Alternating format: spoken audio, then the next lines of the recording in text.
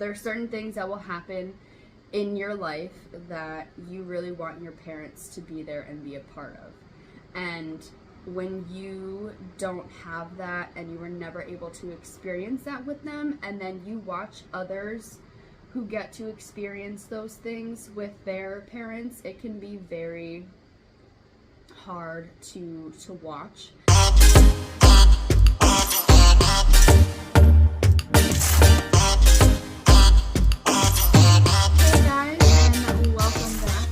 Mindset Talks podcast. It's your girl Cassie here, and yes, as you obviously notice, my lovely co-host Amanda is still not yet joining me, but I promise you she is coming back and she will be here with you guys. I apologize if I look a little crazy. I am feeling a little bit under the weather today, but I still wanted to make sure that I got you guys some content, and I actually had a really good conversation with Amanda the other day, and it's kind of fueling the fire for the topic that I decided to talk about today. And so I really kind of just want to go over triggers with you guys and what that looks like and how our minds and like our mindsets can really just take that shit to like a whole nother level, right? Like, we all know this. We know that we think things in these like crazy full-blown scenarios, and at the end of the day it never truly turns out to be as bad as we envision it to be, right? So when we take that and kind of relate that into losing a loved one, and specifically a parent, because again, that's, you know, what me and Amanda have experienced, that's really affected us the most. And when you kind of like put those two things together, it can really just kind of snowball into something crazy, right? So, you know, there's certain things that will happen in your life that you really want your parents to be there and be a part of. And when you don't have that and you were never able to experience that with them, and then you watch others who get to experience those things with their parents, it can be very hard to watch. And not saying that we can't be supportive for those people, but sometimes it can be very hard to want to like be around and be involved in those situations. For instance, again, I apologize, I'm a little under the weather.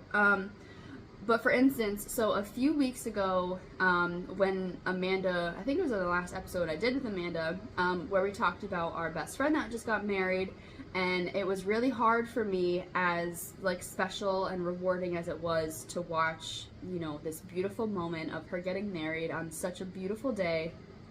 But it was hard because seeing the way that her dad reacted to her being the most beautiful bride just really triggered something in me, and I lost it on a few different occasions. Well, I wouldn't say that I lost it, but I definitely had like a change in my mood, because it was just really sad and really hard to watch, because I'm like, damn, you know, I'm never going to be able to see my dad's reaction if and when I get married. And that is something that's kind of hard, because it makes me struggle with, do I want to get married because my dad's not going to be there, he's not going to be able to walk me down the aisle, but then I'm like, it's not really a reason to not live your life and enjoy special occasions like that. So it's not a strong feeling anymore as it was before, but it just kind of makes you go down that like path of, you know, do I really want to even have these experiences, because the person that I love most isn't going to be there, and it's going to be really hard, and do I even want to put myself in that situation, right? But at the end of the day, we can't stop living our lives and doing these things just because we are hurting, and there's going to be people around you that support you, they're going to be there for you, they're going to help you get through these moments, and it really does make you stronger when you actually push through and you get to the other side. Because when we're on this side of like, before it all happens, we're all worried and we're scared, and you know, we just have all this like fear built up inside of us, right? But then when the actual moment happens, yes, we might get upset, we might cry, it might be hard in like the moment, but after the fact and looking back at it, you're like, you know what? There was actually some positive things about this, or there was a silver lining, or, you know, it just wasn't as bad as I was anticipating it to be, because it was still a beautiful moment, right? So all those things are definitely going to happen. They're going to be really heavy on your mind, and as long as you're able to communicate that to people, I think that it will help you in the long run, instead of really just keeping it in. And yes, that is something that I'm learning on doing. Because like, even, okay, so I'm having some tea today, as hot as it is, and I'm using this cup that my mom got me a few years ago, and on it is my dad and my nephew, right? So even when I look back at things like this, that's really hard for me, because as I believe most of you know, I don't have any kids, and I know that obviously my dad will never be able to see my kids if I have them one day, and that is really hard to kind of deal with, and I try not to think about it too much, just because, you know, at the end of the day, I don't, again, want that to stop me from living my life. And I can look back and say, you know what, I'm really grateful to see that I was able to see that connection and that bond with him and my nephew, because it helped me be able to see and recognize, you know, this is how he would be with mine. And as unfortunate as it is that he'll never get to meet them, is really hard, and I'll deal with those things if I ever get to that point in my life. But again, I don't want it to stop me from, you know, from enjoying those moments and living my life, because I know it's not something that my dad would want. So it's really just a matter of working on my mindset and really just trying to like focus and take things in chunks and like baby steps, because at the end of the day, I truly believe that if you take things in small strides, you will really be able to go farther. And you know, that's kind of something that I had again, a conversation with Amanda about, and I won't go into her business. I don't know if she wants me to share it with anybody, but you know, she was having a moment and she reached out to me, thankfully, and I'm glad that she did, and we kind of like talked it through, and at the end of the day, it really turned out not to be as bad as she was anticipating in her mind. And so it really just had me thinking, you know, this is the reason why we started this podcast, right? We're talking about mindsets and mindset talks and how that shapes and surrounds around, you know, losing a loved one, and again, specifically a parent for us. And it really is